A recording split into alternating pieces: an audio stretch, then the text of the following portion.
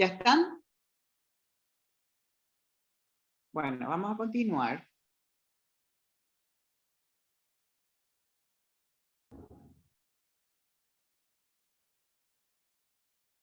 Bueno, estábamos hablando del potencial postsináptico excitador. Ya sabemos su valor. Ya sabemos que ese potencial postsináptico excitador se debe a un proceso que se llama sumación. Bueno, y ahora, ¿qué más nos va a agregar la literatura al respecto?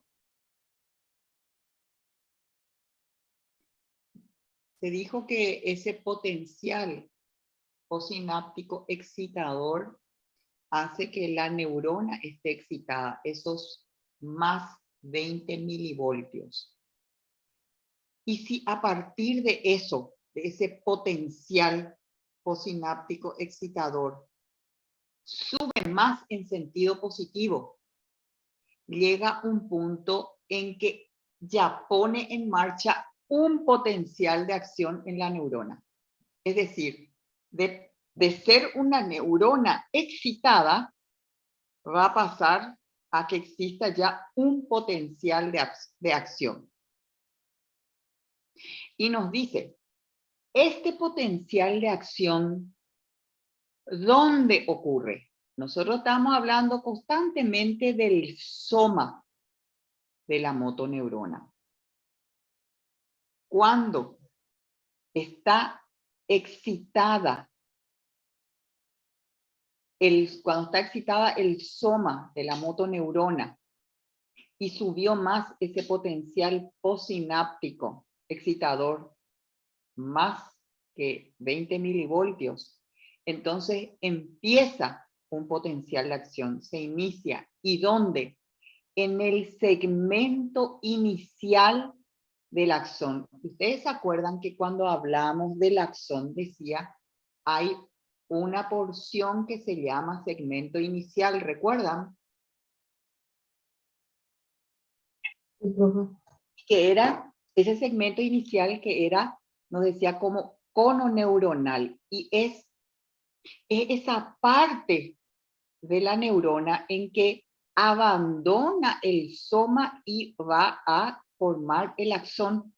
Ese era el cono neuronal, ese era el segmento inicial del axón, y allí es donde se va a iniciar entonces el potencial de acción. No en el soma, sino en el segmento inicial.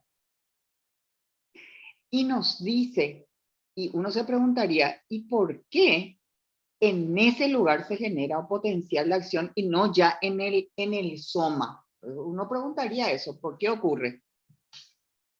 Y nos dice, acuérdense, que por qué ocurre todo esto, que se vaya volviendo tan positivo, y era porque se abren canales de sodio, recuerdan, ingresa mucho sodio aquí adentro. Bueno, y acá entonces, pero vamos a entender qué tiene que ver eso con lo del segmento inicial del axón. Entonces, la razón principal para que el punto de origen de un potencial de acción sea el segmento inicial es porque en el soma, dice, la cantidad de canales de sodio dependientes de voltaje en sus membranas son relativamente pocos.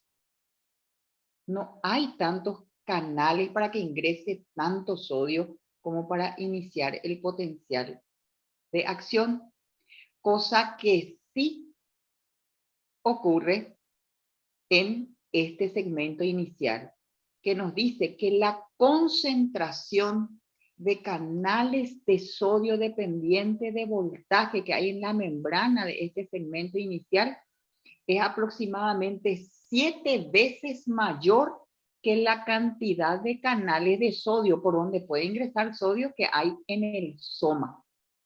Y por eso es que el potencial de acción se genera en el segmento inicial y no en el soma de la motoneurona. ¿Comprendieron eso?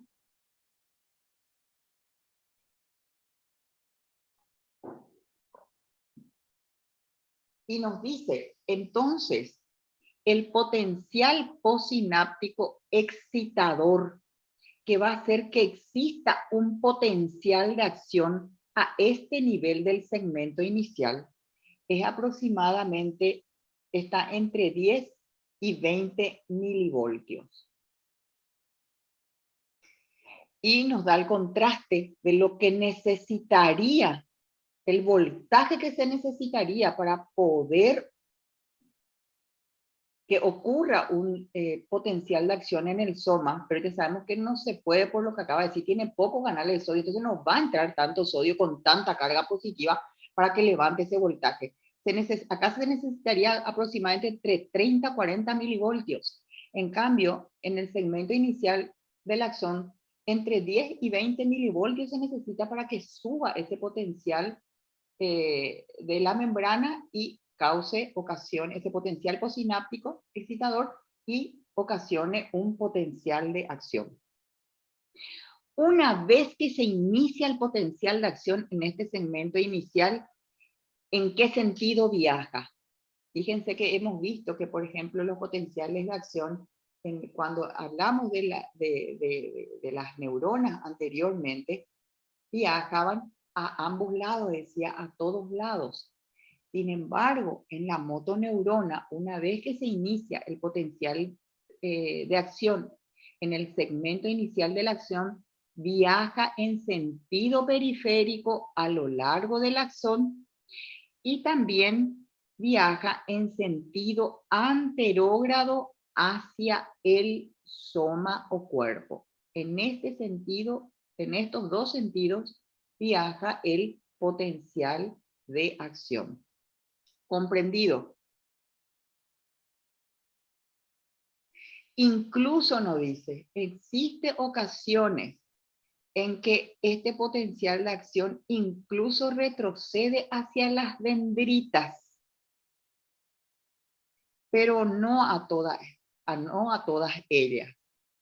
¿Y por qué dice? Porque también a las dendritas le ocurre algo parecido que al soma, es que no tienen muchos canales de sodio dependientes de voltaje. Y al no tener muchos canales de sodio dependiente de voltaje, entonces por lo tanto no puede ingresar la cantidad de sodio positivo con su carga positiva, ¿verdad? Para levantar el voltaje. Entonces no puede generar impulsos capaces de generar potencial de acción. Ese es el tema. Bueno.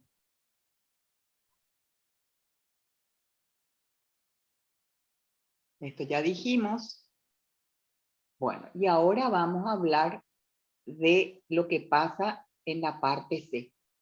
Estuvimos diciendo que así como un potencial puede ser excitador, el potencial que se genere, el voltaje que se genere puede resultar inhibidor.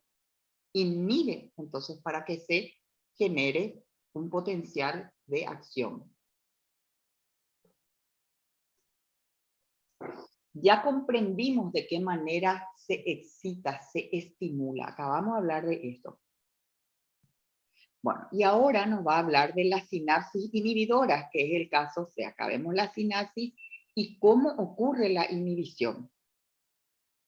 En las sinapsis inhibidoras, sobre todo, ¿qué canales son los que se abren?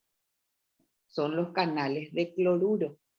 Y el cloruro, ¿qué carga tiene? Carga negativa. Entonces, ¿qué quiere decir? Ese cloruro con su carga negativa ingresa dentro de la célula llevando más carga negativa. Y el potencial de reposo, que era de menos 65 milivoltios, al ingresar más cloruro con carga negativa, entonces de menos 65 milivoltios se volvió a menos 70 milivoltios. ¿Es más o menos negativo? ¿Se aleja más o no del cero en menos 70 milivoltios? Más negativo. Entonces, ¿qué quiere decir? Nosotros sabemos que cuanto más se acerca al cero, más se puede excitar la célula. En este caso, la neurona, la motoneurona. Pero si en vez de acercarse al cero, se aleja, ¿qué le hace? Con más facilidad se va a excitar o al contrario, va a ser más difícil excitar. Más difícil, profe. Claro, y a eso se le llama sinapsis inhibidora. ¿Por qué? Porque le inhibe, no va a poder transmitir impulsos porque no sale de su estado de reposo. Está, digamos, más polarizado está. Como decir, está más en reposo todavía. Entonces, entonces ahí inhibe la transmisión. Bueno, por otro lado, fíjense, ¿qué nos dice? El hecho de colaborar a que se vuelva más negativo está explicado por la entrada de cloruro. Pero no solo eso, acá vemos que también algo pasa con el potasio que explica que se vuelva más negativo, o sea, haya inhibición de la propagación de un estímulo. Y nos dice, hay apertura de los canales de potasio. Entonces, si hay apertura de los canales de potasio, pero en este caso el potasio sale de la célula que tiene carga positiva. Entonces, al mismo tiempo que está entrando cloro con carga negativa, también va saliendo potasio con carga positiva. ¿Y eso qué va a hacer? Va a haber más negatividad dentro de la célula, de la neurona. En este caso, estamos hablando, ejemplo típico, motoneurona. Entonces, está hiperpolarizada. Está demasiado polarizada hacia lo negativo, eso se llama hiperpolarización. Y cuando está hiperpolarizada, más difícil va a ser que se excite la neurona. Entonces, ¿qué pasa? Está inhibida, no va a poder suscitar potenciales de acción. Por lo tanto, los estímulos no van a poder viajar, no va a poder transmitirse, porque va a ocurrir esto y se inhibe la neurona. ¿Comprendieron? Sí, Bueno, entonces ya saben lo que es la hiperpolarización y por culpa de eso la neurona está inhibida. Pero algo más tenemos que agregar. Bueno, ya dijimos entonces, el aumento de este voltaje a ser más negativo, porque el potencial de membrana intracelular se volvió más negativo. Entonces, ¿qué pasa? Cuando la negatividad aumenta por encima del potencial de membrana en reposo, ¿ustedes se acuerdan? Menos 65 es el potencial de membrana en reposo. Y si aumenta por encima de eso, es decir, se vuelve más negativo, a eso se le llama potencial posináptico inhibidor. Hasta hace un rato en B hablábamos de un potencial posináptico, porque es un potencial, dijimos porque hay voltaje, es posináptico porque ocurre en la neurona que está posináptica, y es excitador porque es capaz de en algún momento, si sube más, que ocurra un potencial de acción. Sin embargo, cuando el potencial de reposo se vuelve más negativo, se hiperpolariza, entonces por encima, se hiperpolariza porque está por encima del potencial de membrana en reposo, a eso se le llama potencial posináptico inhibidor. ¿Comprendieron?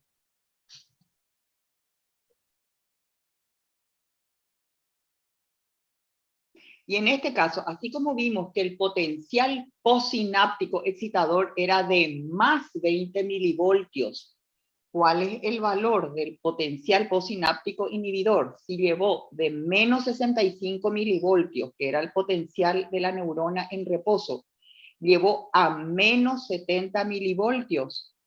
¿Cuál es el valor del potencial posináptico inhibidor? Menos 5 milivoltios. Porque de menos 65 a menos 70, ¿cuál es la diferencia? Menos 5 milivoltios. Entonces, ese es el valor, menos 5 milivoltios. Con eso ya es un potencial posináptico inhibidor. ¿Hasta ahí me van comprendiendo?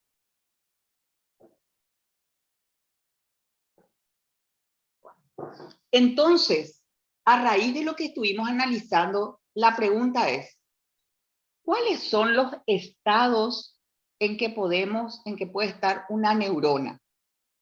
Una neurona en general, pero en este caso, como estábamos estudiando la motoneurona, y vimos que pueden ser 3 estados, según el voltaje que tengan. Uno es la neurona en reposo, y sabemos el valor es el valor del potencial de membrana en una neurona en reposo es de menos 65 milivoltios. Si está en ese potencial de membrana, si está en menos 45 milivoltios, nosotros decimos es una neurona excitada. Si el potencial de membrana está en menos 70 milivoltios, se llama neurona inhibida. Esos son los 3 estados. Comprendido, y ya saben por qué se da cada uno. Ya se explicó bien detalladamente los 3 estados.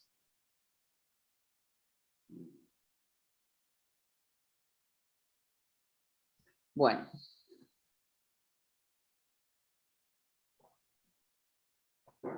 Así como comprendimos que las neuronas se van conectando unas con otras, porque es una sucesión de neuronas hasta llegar a destino, donde tenga que llegar la información, y que ya sabemos, en el sistema nervioso, esa información se transmite, o sea, es como en código. ¿Y cuál es el código? Un impulso nervioso, que se mueve vimos que tiene que ver el voltaje, esa es la manera. Y que puede excitar como puede disminuir.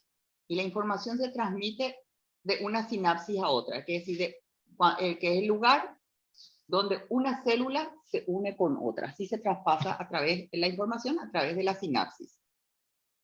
Bueno.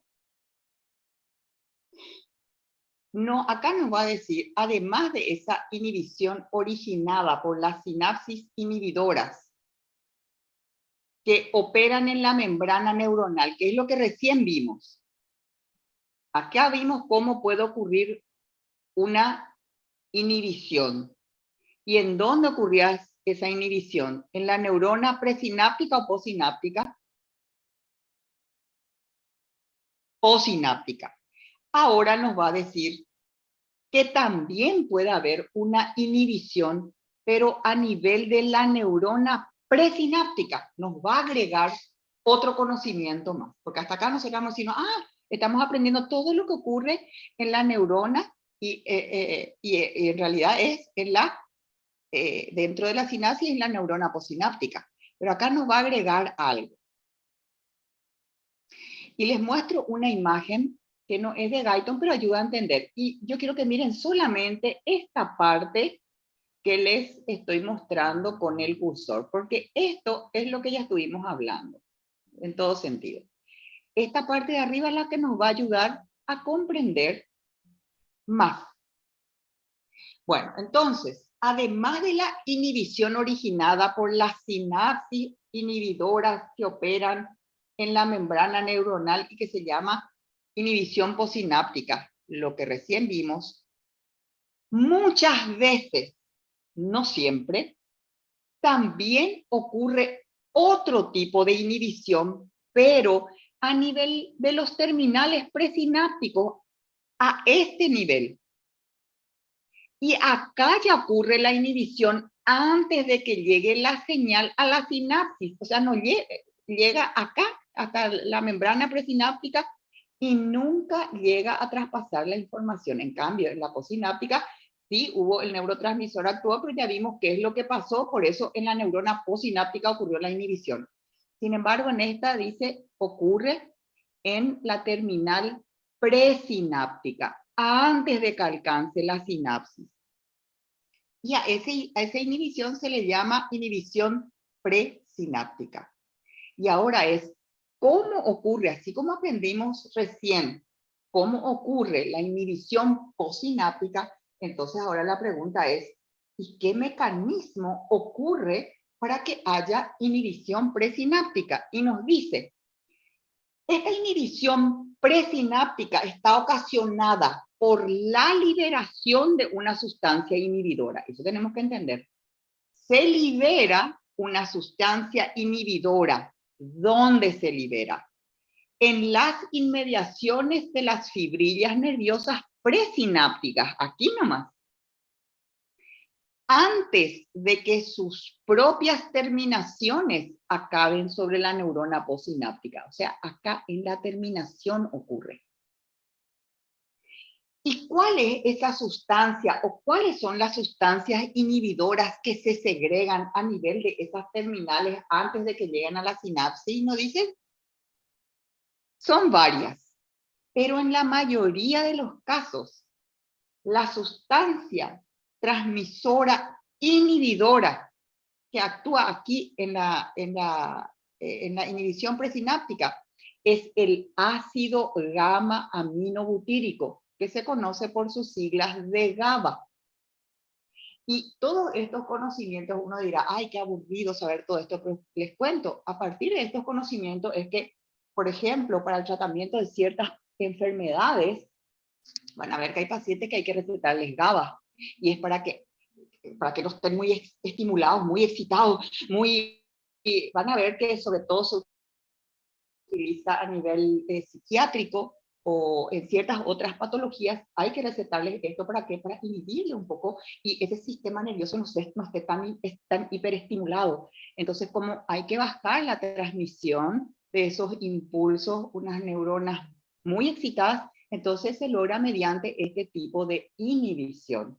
¿Y cómo? A través de utilizando GABA. Por eso, la importancia de estos conocimientos que en algún momento a nosotros nos puede parecer tedioso y tal vez son un poco tediosos en su lectura, pero son tan útiles y tanto bien hacen estos conocimientos para la medicina que vale la pena hacer el esfuerzo y comprender, porque realmente nos va a dar, cuando cada uno de nosotros ejercemos la medicina, nos da solvencia, porque vamos comprendiendo, si no, no vamos a comprender.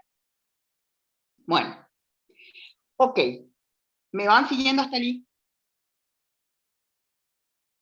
Bueno, entonces ya sabemos cuál es la sustancia que se libera. Es una sustancia transmisora, pero inhibidora lo de entrada. Ya sabemos dónde se libera. Y ahora vamos a entender un poco más su mecanismo íntimo de cómo ejerce su acción. Y nos dice, esta liberación, o sea, la liberación del GABA, ejerce una acción específica en la de apertura sobre canales aniónicos. Al abrirse esos canales aniónicos, permite entonces la difusión de una gran cantidad de iones cloruro. Y acuérdense, el cloruro era negativo. Entonces, ¿qué le vuelve a la cómo se vuelve dentro de la membrana? Más negativa. Y dice, ¿y dónde? Hacia la fibrilla terminal. Todo ocurre acá. Este es el escenario donde actúa. Todo ocurre en esta porción.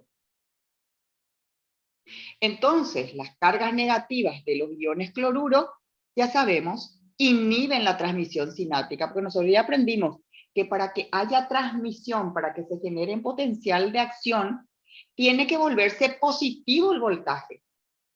Cuanto más negativo esté, no se va a generar voltaje. Recién aprendimos y tiene que estar hiperpolarizado, más negativo que su potencial de membrana en reposo para que se inhiba. De menos 65 aprendimos que tiene que ir a menos 70 y eso dijimos que era una hiperpolarización. ¿Y cómo se lograba? Y ya nos enseñó las dos cosas, porque entra mucho cloruro y porque sale mucho potasio. Y en este caso, ¿cómo actúa? Y eso es la membrana postsináptica. En la membrana presináptica es similar, pero sobre todo ahí no nos habla del potasio. ¿Cómo actúa el GABA? No actúa entonces haciendo que se vuelva más negativo ese potencial de membrana en reposo porque ingresa iones cloruro en la terminal de la fibrilla terminal, en la parte final de la fibrilla terminal. Entonces, todo esto que vuelve negativo inhibe la transmisión sináptica. En parte por lo que dijimos y también porque anula ese efecto excitador producido por el sodio, que es lo que que con su carga positiva, entonces aumentan el potencial de membrana. Esta inhibición presináptica, y uno se pregunta, ¿dónde esto ocurre? ¿En qué parte del sistema nervioso? ¿Hay solamente sistema nervioso central, o solamente el encéfalo, o solamente en la médula también existe esta inhibición presináptica? Y la respuesta es, la inhibición presináptica ocurre en muchas de las vías sensitivas del sistema nervioso. Y a medida que se avanza en el estudio del sistema nervioso, van a ver que hay vías sensitivas. ¿Qué son esas vías sensitivas? Las vías por donde ingresa información del medio a nuestro cuerpo. Por ejemplo, son las sensaciones, ejemplo, el dolor. O si ponemos el dedo en una llama, esa información que entra, que es instantánea, quema. Entonces, pero esa información tiene que ingresar y tiene que llegar, fíjense, tan rápido a nuestro cerebro para entender, quema. Y después para tener una respuesta. Nosotros antes de pensar ya estamos sacando el dedo, si todo está bien, si está íntegro el sistema nervioso, fíjense lo que hacemos encima, sacamos sin pensar, se retira como un reflejo, se saca el dedo para que nos siga quemando, y a veces incluso hay otra respuesta, ¡ay! Yo no pensé en decir ¡ay!, pero todo está integrado y es así automático. Bueno, entonces a ese nivel hay esta inhibición presináptica, sobre todo, por eso nos explica, ocurre en muchas de las vías sensitivas del sistema nervioso. Bueno, y ahí les va explicando, les va añadiendo más datos que ustedes tienen que leer. Bueno. Ok, entonces fíjense lo que estamos hablando ya, estructura de la sinapsis, ya tocamos, sinapsis químicas y eléctricas, potencial postsináptico excitador, hablamos de la inhibición presináptica, nos falta ir completando, estamos completando los temas. Bueno. Acá también nos decía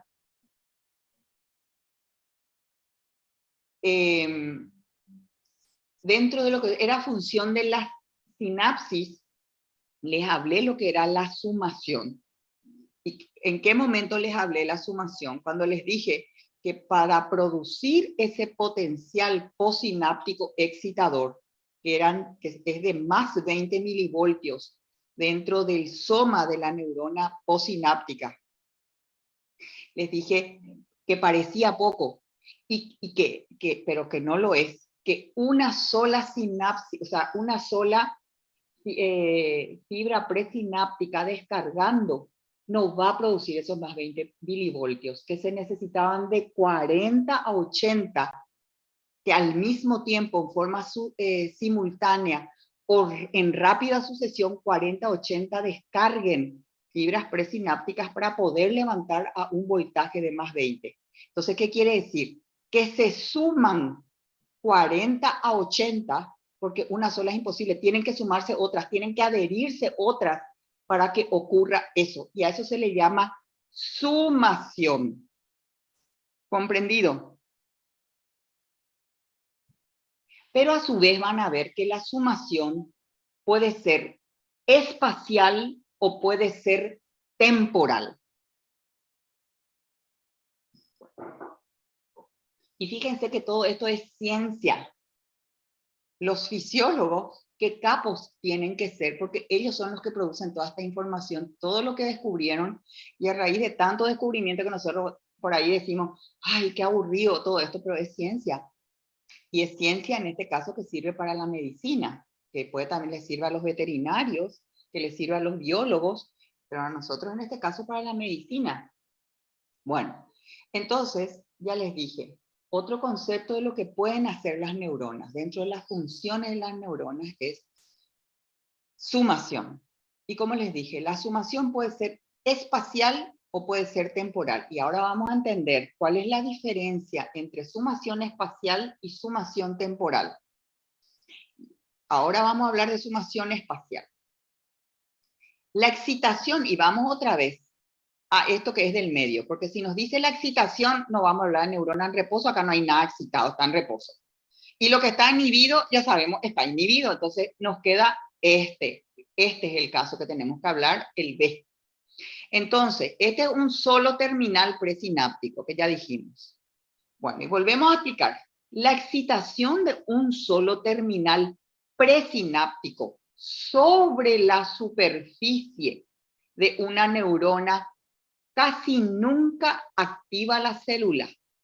Dijimos, entonces, la excitación de un solo terminal es difícil que la activa, que por más bien que descargue, sea capaz de estimular o activar a una célula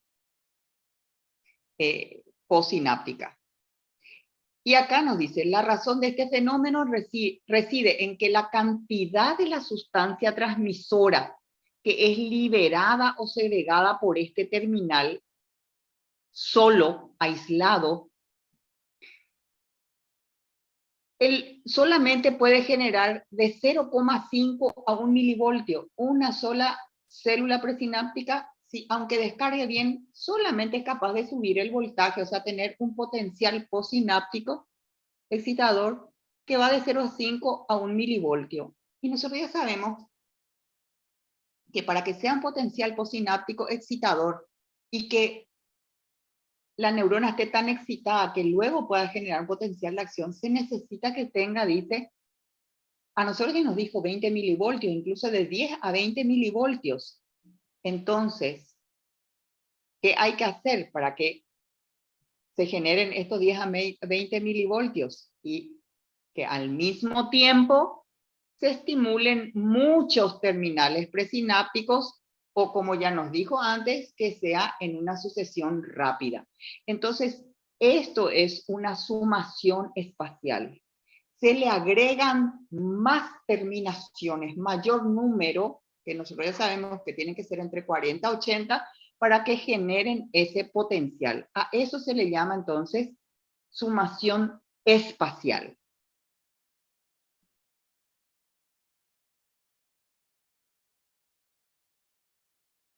Este cuadro va a ser interesante que vean después porque les va a ayudar a entender mejor. ¿Qué es lo que nos muestra básicamente?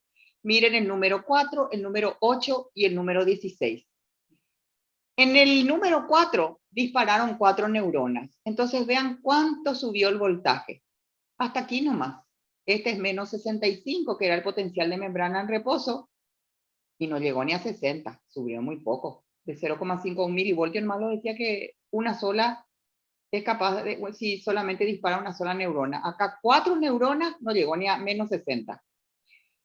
Luego dispararon en simultáneo 8, subió más, pero no llegó tampoco. Nosotros sabemos que menos 40, a menos 45 tiene que llegar, eso nos dijo.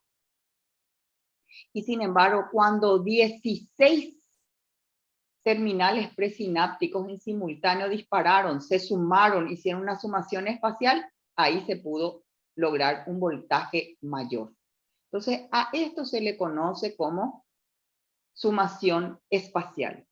Se suma los potenciales que generan, el voltaje que genera cada una de las neuronas cuando dispara, y al sumarles, entonces va sumando el potencial que generan. Entonces, eso es una sumación espacial. Este efecto aditivo de los potenciales postsinápticos simultáneos mediante la activación de múltiples terminales se denomina sumación espacial. ¿Y dónde están esas terminales? Son distintas sinapsis, dice, situadas en regiones muy espaciadas de la membrana neuronal. Entonces, eso es sumación espacial. ¿Ya les quedó claro lo que quiere decir sumación espacial? Sí, profe. Bueno, ¿y ahora qué es sumación temporal? Bueno, entonces, para poder entender qué es una sumación temporal, hay que desarrollar también como desarrollar la explicación. Porque muchas veces uno dice nomás, sumación temporal, ta, ta, ta, ta. Y uno no entendió. Sin embargo, cuando se va desarrollando la explicación, finalmente se llega a la conclusión, que ese es el método que estamos usando, ¿verdad? Es hacer esa inferencia. Es medio filosófico, pero ayuda a comprender. Bueno, entonces vamos a situarnos siempre pensando en la sinapsis. Tenemos la neurona presináptica y la postsináptica. Eso siempre tiene que estar en nuestra cabeza. Entonces, cada vez que dispara un terminal presináptico, es decir, que va el potencial de acción, va ocurriendo, la sustancia transmisora liberada, ¿qué hace? Abre los canales de membrana a lo sumo 1 milisegundo más o menos nomás. Bueno, si es temporal quiere decir tiempo. Vamos a ver qué nos dice. Sin embargo, la modificación del potencial posináptico dura hasta 15 milisegundos, una vez que los canales de membrana sinápticos ya están cerrados. Entonces uno dice, ¿cómo es posible? Los canales se abran 1 milisegundo nomás, pero el potencial posináptico dura 15 milisegundos, incluso después que los canales de membrana se cerraron, dice. ¿Cómo que no se entiende? ¿Por qué no están abiertos también 1 milisegundo nomás? Y ahí nos va a explicar. Por tanto, una segunda apertura de estos mismos elementos, de estos canales, puede aumentar el potencial posináptico hasta un nivel mayor, y cuanto más alta sea la velocidad de estimulación, mayor va a ser el potencial posináptico. Entonces, si por ahí no entendimos lo que nos dijo ahora, nos va a decir de otra manera. Entonces, las descargas sucesivas de un solo terminal presináptico, si esas descargas sucesivas suceden con la rapidez suficiente, pueden añadirse unas a otras, es decir, se suman, si van descargando uno detrás esa misma terminal, no es que se sumaron otra como en la espacial, sino esa única terminal presináptica en poco tiempo, dice, con mucha rapidez descarga una y otra vez en forma continuada. A eso se suman entonces, dice, esas descargas que esa misma terminal presináptica está haciendo. Su primera, su segunda, su tercera descarga, si son muy rápidas una detrás de otra, no si son lentas, se van sumando, entonces van aumentando el potencial, el valor de ese potencial. Se suman. Y a esa adición en que en poco tiempo descargan repetidamente, a eso se le llama sumación temporal. Entonces, ¿qué es una sumación temporal? Es una sumación simultánea.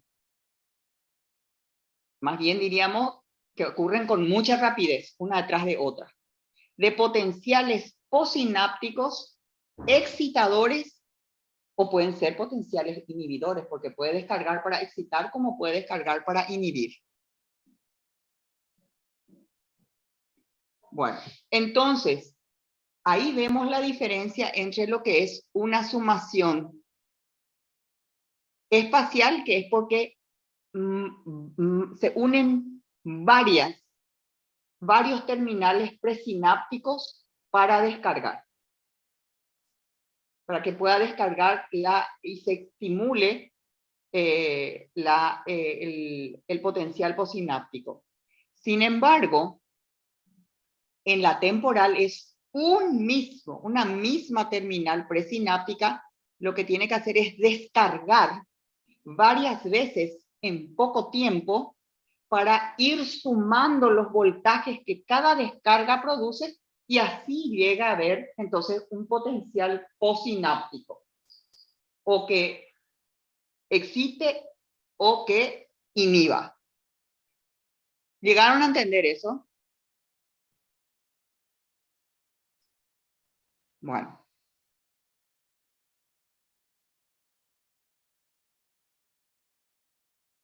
Y acá, a partir de esto, hay que entender el concepto de facilitación de la neurona. ¿Por qué? Porque también les pide el contenido del programa que ustedes entiendan qué significa que una neurona está facilitada.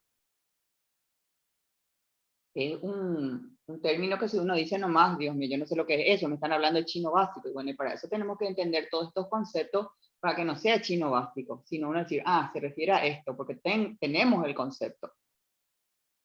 Bueno, entonces, con frecuencia el potencial posináptico, ustedes ya tienen siempre el dibujito de la sinapsis, terminal presináptica y posináptica, entonces nos dice, con frecuencia, el potencial posináptico total, una vez sumado, es excitador, pero no ha subido lo suficiente como para alcanzar el umbral del disparo en una neurona posináptica. Está excitado, ¿qué quiere decir? Está menos negativo que en reposo. ¿Ya entendimos eso? Pero aunque esté menos negativo, es decir, con más hacia lo positivo, todavía no es capaz de generar un potencial de acción. Está entre el potencial del reposo y potencial de acción. Entonces, a eso se le llama neurona facilitada. A ver si ahora leyendo volvemos a entender. Con frecuencia, entonces, el potencial posináptico total, una vez sumado, es excitador, está excitado. Estar excitado, entonces, quiere decir que es menos negativo que potencial de membrana en reposo. Pero aunque sea menos negativo, que se esté acercando a lo positivo, todavía no es un potencial lo suficientemente positivo como para alcanzar el umbral del disparo, es decir, el umbral, el nivel donde se va a producir un potencial de acción de la neurona posináptica. Ese es una neurona facilitada. En otras palabras, el potencial de la membrana de esa neurona está más cerca del umbral de disparo que lo normal, pero aún no llega a producir un potencial de acción, pero tampoco está en potencial de membrana en reposo. ¿Comprendido? ¿Y por qué se dice que está facilitada? Porque su potencial de membrana está más cerca, con menos voltaje va a poder producir un potencial de acción que si está potencial de membrana en reposo. Porque con menos voltaje ya se va a poder producir un potencial de acción. Por eso se dice está facilitada. Va a necesitar menos voltaje para producir potencial de acción. Porque es menos negativa que ese menos 65 que la membrana en reposo. Bueno. Otro concepto. La transmisión sináptica puede fatigarse. Entonces nosotros sabemos, ya entendemos la transmisión, entonces vimos cómo se va produciendo. Pero ahora tenemos otro concepto, eso puede fatigarse. Entonces puede, digamos, puede colapsar. Y vamos a entender este concepto. ¿Qué significa fatiga de la transmisión sináptica? Por un lado, primero uno dice, ah, yo pensé que continuamente puede estar produciéndose señales, puede ser rápida, y da la impresión que es continua, porque acá nos dice, nos va a decir, ah, pero vos sabés que puede fatigarse, y vamos a entender.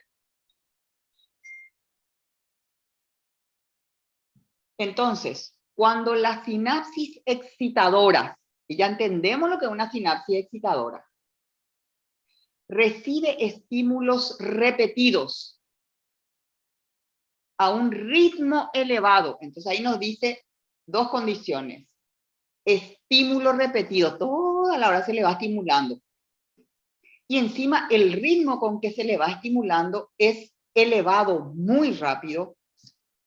¿Qué pasa? El número de descargas de la neurona postsináptica al principio es muy alto, o sea, va a poder descargar según el ritmo en que descarga la neurona presináptica. Pero al principio.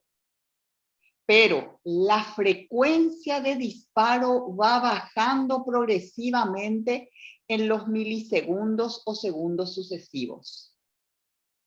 Es decir, al principio puede ser muy rápido, es repetitivo y muy rápido, pero después dice, puede seguir descargando, o sea, se puede seguir repitiendo, pero cada vez va a ser más lento, ya no va a tener esa velocidad. ¿Y por qué? ¿Y en cuánto tiempo? En milisegundos o segundos sucesivos. No es que decir 2 días después, 3 días después, 1 hora después. No. En milisegundos o segundos sucesivos. No puede mantener esa frecuencia de descarga rápida. Y a ese fenómeno en que la frecuencia de disparo, o sea, en que va disparando la neurona, va a disminuir. A eso se le llama fatiga de la transmisión sináptica. Entonces, la fatiga es una característica importantísima de la función sináptica. Es algo que le ocurre a la sinapsis. ¿Y por qué? Tenemos que entender por qué ocurre la fatiga. Porque cada vez, o sea, por qué la frecuencia de disparo va disminuyendo, cada vez más lento. Si al principio descargaba, yo qué sé, 50 veces por segundo, a medida que va descargando, después 40 en milisegundos, dice, en segundos. Después en 30, en 20, en 10, en 5, va disminuyendo esa frecuencia. Y en sí, ¿por qué? Porque cuando una región del sistema nervioso está hiperexcitada, ya sabemos lo que es hiperexcitada. Hiperexcitado es que, así como puede estar hipernegativo, puede estar hiperpositivo. Cuando está hipernegativa la membrana, es muy difícil, no se excita luego, está inhibida. Pero cuando está hiperexcitado, se excita, la palabra no es de balde, pero se excita de una manera anómala, descarga anómalamente. Entonces nos dice, porque cuando una región del sistema nervioso está hiperexcitada, permite que desaparezca este exceso de excitabilidad pasado un rato. Entonces es como un mecanismo protector, porque va a hacer daño que se excite muy rápido y sin parar. ¿En qué caso ocurre eso? En las epilepsias. Y eso ya es una situación anómala. ¿Qué es la epilepsia? Esas convulsiones, si ustedes vieron, que tiene un paciente, y es porque la descarga neuronal está muy excitada, entonces dispara, y el paciente empieza a convulsionar. Y eso es gravísimo. Todo lo que le ocurre a una persona que está convulsionando. Entonces, la manera en que protege el cuerpo hasta cierto punto de que no siga descargando es que se fatigue, entonces disminuya esa frecuencia de descarga. Es una manera de defenderse el sistema nervioso. Por eso dice, la fatiga es una característica, fatiga de la transmisión sináptica es una característica importantísima de la función sináptica porque le va a proteger. Si eso le ocurriere al sistema nervioso, protegerle, porque es dañino. Bueno, por eso dice, por ejemplo, la fatiga probablemente es el medio más sobresaliente para acabar dominando la excitabilidad excesiva del encéfalo. Y ustedes ya vieron, ¿cuáles son los componentes del encéfalo? El cerebro, el cerebelo. Y que estén descargando muy rápido es lo que les dije, ser dañino para el cerebro y el cerebelo. Entonces, el hecho de que se fatigue la transmisión sináptica va a hacer que cesen las convulsiones, porque va a terminar la transmisión. Por lo tanto, la aparición constituye un mecanismo protector contra el exceso de actividad neuronal. ¿Y por qué ocurre ese mecanismo de fatiga? Básicamente consiste en que hay o agotamiento total o parcial de la reserva de la sustancia transmisora en los terminales sinápticos. Porque acuérdense, ¿por qué ocurre la transmisión? Porque se segregan sustancias neurotransmisoras. Entonces, si se dispara muy rápido con una frecuencia alta, va a llegar un tiempo en que no se pueden formar nuevas sustancias neurotransmisoras, entonces no se puede seguir secretando y ahí va a disminuir la frecuencia de la transmisión porque no hay sustancia neurotransmisora. Ese es el mecanismo entonces para que ocurra la fatiga, la transmisión sináptica. ¿Comprendido? Bueno. Un ratito, espérenme 3 segundos, les suplico. 3 segunditos.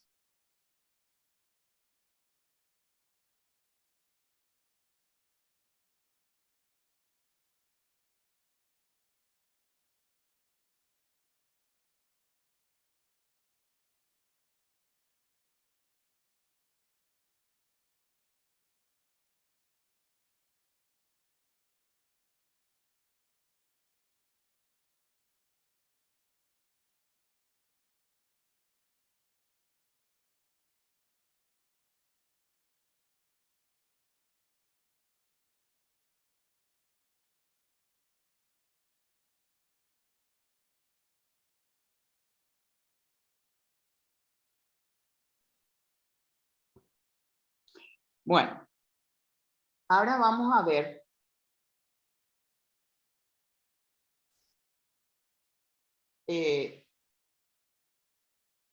estamos hablando ya características de la transmisión sináptica. Vimos lo que era la sumación, que es una característica que tiene la transmisión sináptica espacial o temporal.